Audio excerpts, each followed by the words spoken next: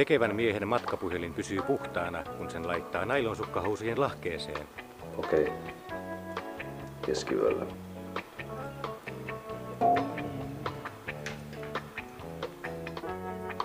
Kun haluaa peseytyä, mutta ei kuitenkaan tahria silmämeikkiään, meikin voi suojata tiiviiden uimalasien avulla. Uimalasit ovat kätevät myös keittiössä. Pilkottaessa voimakkaasti tuoksuvia vihanneksia, kuten sipulia, uimalasit suojaavat silmiä kirvelyltä.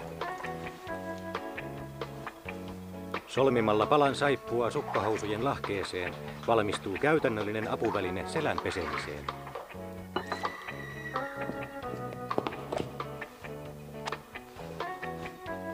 Tiukat saappaat saa vedettyä jalkaan sujuvasti tonkien avulla.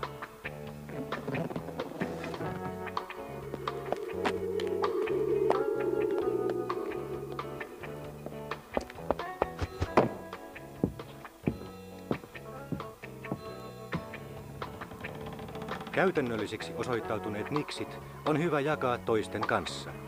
Uimalasit kannattaa kuitenkin riisua pois treffiseuralaisen saapuessa.